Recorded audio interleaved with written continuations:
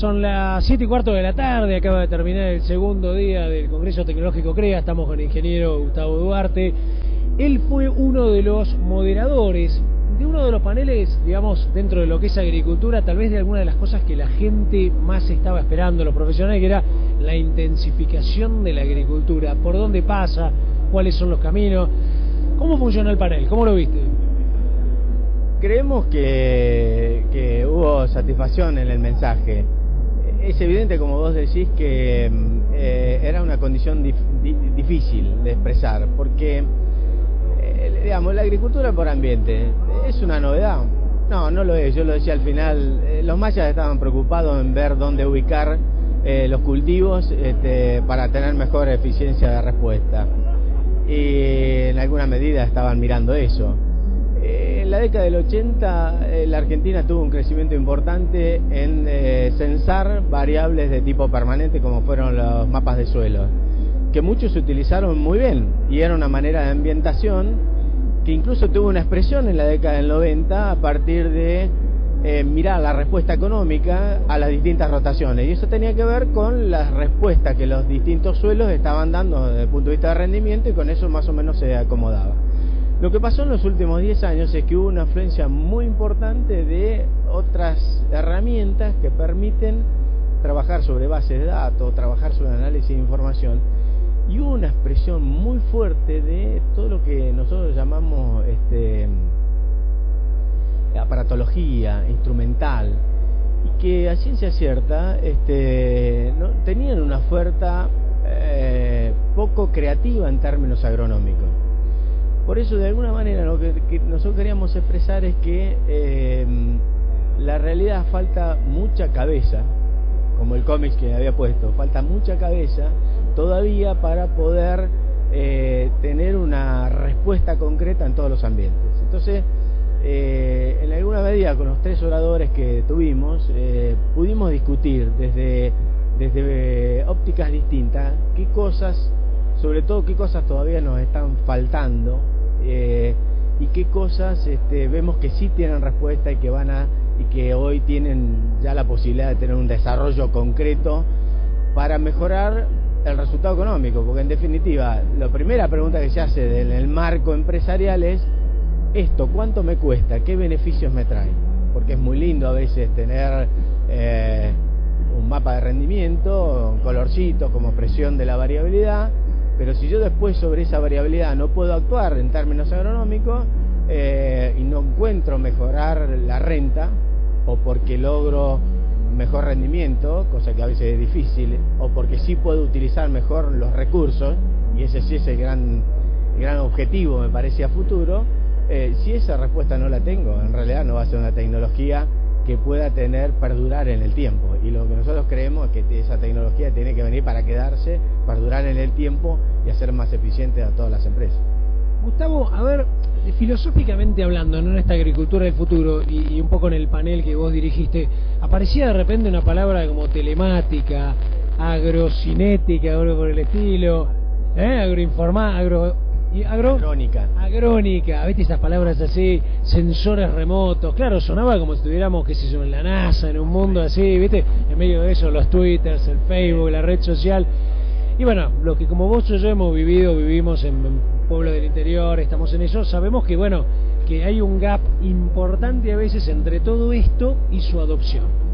Si vos hicieras una comparación de lo que pasa hoy con algunos eventos que vos viviste, como, qué sé yo, el gran potencial del híbrido simple, la llegada de la siembra directa, el GNRR, el GNBT, esas prácticas que de alguna manera generaron estos 100 millones hasta acá.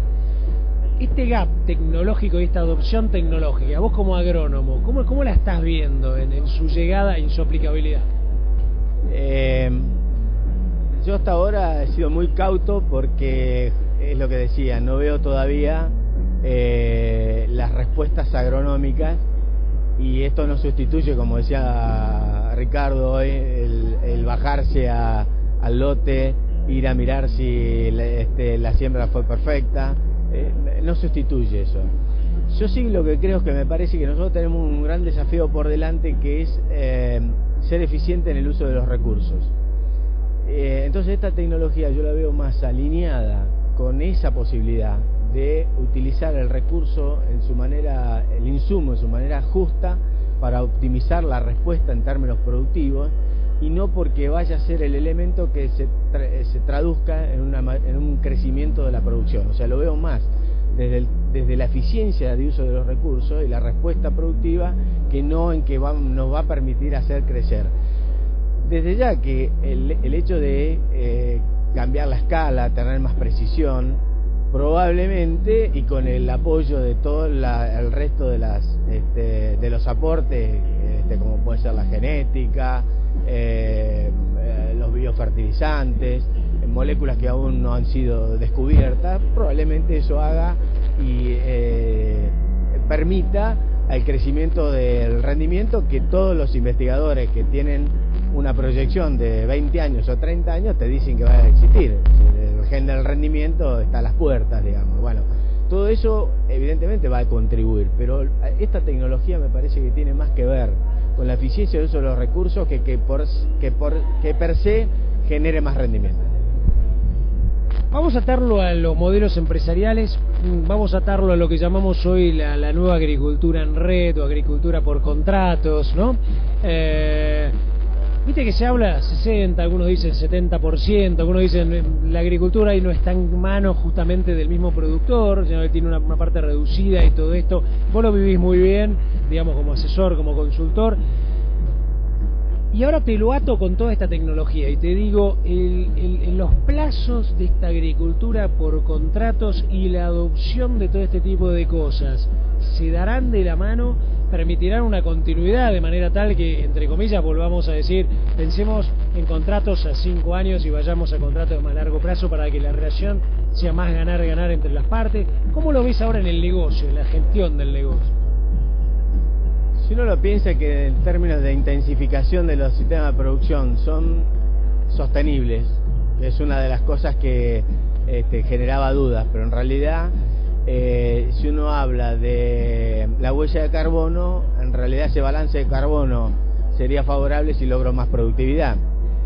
Con lo cual, me parece que esa posibilidad de que esa agricultura por contrato vaya en una dirección que no es la que justamente hoy se está desarrollando claramente en nuestro país, habrá que apoyarla con estructuras reglamentadas, en términos de sostenibilidad.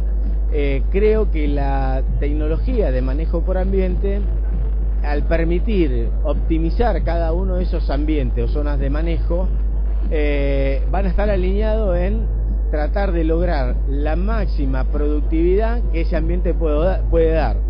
En términos prácticos, sería el mejor rendimiento alcanzable que un cultivo puede tener. Entonces, si yo logro que esa zona de manejo o área de homogeneidad de respuesta, optimizarla, voy en dirección de la sostenibilidad, y entonces ese sistema va a ser más creíble. Bueno, habrá que darle forma para esta agricultura de la que vos decías, de 60 o 70% por contrato, pero a mí me parece que inclusive hay más predisposición en los agricultores de contrato en desarrollar todas estas tecnologías. Me gustaría hacer una encuesta, a ver quién mantiene mejor una rotación, porque creo que vamos a tener la respuesta en el hecho de poder optimizar la respuesta de cada uno de esos ambientes en términos de maximizar los rendimientos, y obviamente esa es una respuesta que en el largo plazo va a mejorar la performance de esas empresas, con lo cual a mí me parece que están perfectamente alineadas. Acá se destacó mucho la huella de carbono. Yo creo que es un tema que se habla en determinados ámbitos, pero no es lo mismo que, por ejemplo, hablar, por ejemplo, del balance de nutrientes, que creo que técnicamente es como que uno tiene más día a día, y así todo todavía no se habla tanto. Bien, y en esto de repente algunos abren los ojos así cuando dicen, pero ¿cómo? Producimos alimento y generamos una huella de carbono, entre comillas, positiva, generamos más carbono que el que capturamos. Lo sabíamos un poco con la hacienda y el metano, no lo sabíamos tanto en la agricultura.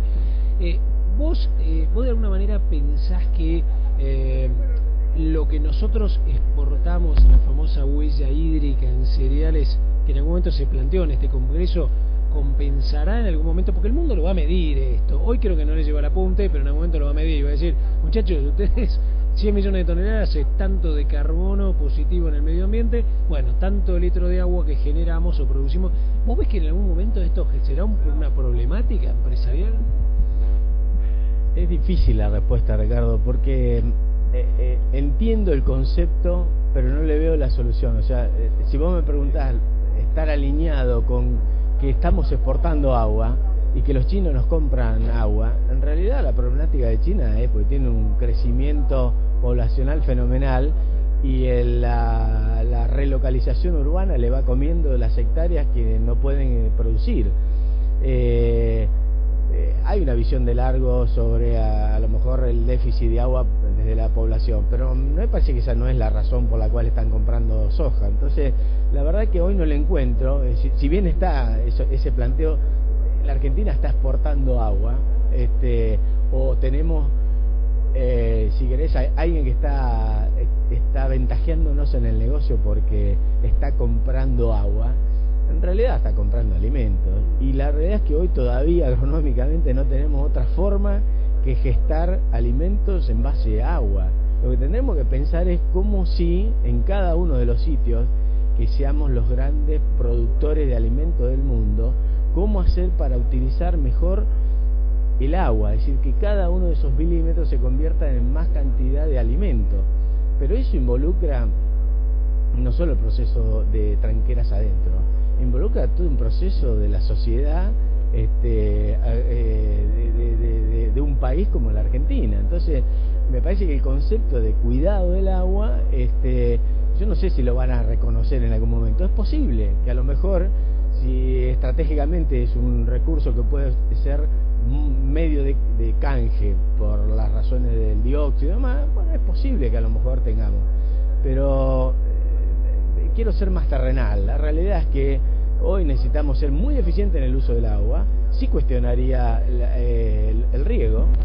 La verdad que sí, si el mundo empieza a tener problemas serios de acuífero, tendría que estar muy preocupado, y espero que la biotecnología, por ejemplo, resuelva una mejor eficiencia en el uso del agua, o sea que por la mitad de los milímetros que está consumiendo podamos generar la misma cantidad de alimentos, o gastando lo mismo dupliquemos. Bueno, eso sí me parece que es una preocupación, pero después el mundo está diseñado de esta manera, así que yo creo que la Argentina sigue exportando soja y no agua. Te hago la última para cerrar, y acá una especie como de, análisis tuyo, técnico, del Congreso hasta ahora, ¿no? Que ya pasó un día y medio y nos queda una mañana. Viste que hay congresos que la JAT, todo eso, que son cosas que se trabajan bien, bajado al terreno, ¿no? Muchachos, hicimos este análisis, hicimos un ensayo con INTA y tal cosa y tal otra. Está el otro más filosófico, los congresos nacionales CREA, tuvimos hace 7 meses todos acá juntos, etcétera. ¿Dónde lo ubicás? La primera sensación es que está en el medio, pero, viste, yo estuve haciendo, uno pregunta, curioso en esto, de gente que te dice, nos llevan arriba, ¿no? Filosofamos arriba, bajamos un poquito, pero van quedando, digamos, como grandes ideas. ¿Cuál sería tu balance? Vos que has estado 20 años dando vuelta en esto, ¿no? No, a mí me parece, coincido con vos, Ricardo, en que me parece que está en la mitad. No es tenía un espíritu de mostrar o hacer un paneo sobre todas las tecnologías que hoy están disponibles, pero también era cierto que había que darle un marco de cuáles son de esas tecnologías que hoy nos están dando posibilidades en el corto plazo. Creo que acá lo que había es un eje temporal claramente diferenciado. Entonces tenemos desde los que razonan en términos de qué le va a pasar al mundo en los próximos 25 años, y ese mensaje lo tuvimos, y también tuvimos mensajes muy de corto plazo de las tecnologías que están ya apropiables por el productor y que van a tener una respuesta muy clara en el corto plazo. Me parece que fue una combinación de las dos cosas, y yo hasta ahora me voy muy satisfecho, porque en realidad pudimos poner en claro, en blanco y negro, las cosas que creemos que hoy pueden mejorar ese resultado de las empresas, ¿no? Teniendo la rentabilidad como un motor, pero teniendo la responsabilidad social y ambiental hoy internalizada de un modo que antes no estaba, y que creo que de alguna manera esa mirada a largo plazo ha seguido reforzando. Ese es mi balance de este congreso. De las tecnologías de corto, creo que recién se empezaron a vislumbrar hoy en la discusión. Estimo que en los paneles de ganadería, los regionales y demás, se planteó ese mismo nivel de discusión. Nos falta el marco empresario, que lo veremos seguramente mañana, pero me parece que cada uno podrá elegir en la parte de su eje temporal en el que quiera ubicarse. Yo creo que el empresario que vino a buscar algunas soluciones en el manejo por ambiente, algunos ejemplos encontró rápidamente de qué es lo que tiene que hacer, es decir, cuál es su modelo de decisión. Mirá, el modelo de decisión es: tengo que hablar con mi asesor y tengo que balancear qué cosas sencillas pueden tener impacto inmediato, y que rápidamente tengo que buscar la gente que me ayude a hacerlo, porque si no, nunca lo voy a poder construir. Pero también está el otro que se va a ir con el mensaje de: tenemos una responsabilidad en los próximos 25 años o 30 años y una oportunidad. Y en el medio un montón de incógnitas. Bueno, cada uno se pondrá donde quiera. Le agradecemos mucho a Gustavo Duarte. La realidad que nada mejor que un ex asesor CREA, asesor, consultor, un tipo tan ligado toda la vida a esto, y además coordinador de uno de los paneles, para, yo diría, filosofar o pensar en términos de la agricultura del hoy, la de mañana y también la que va a venir en 20, 25 años. Gracias, Gustavo. No, gracias a ustedes.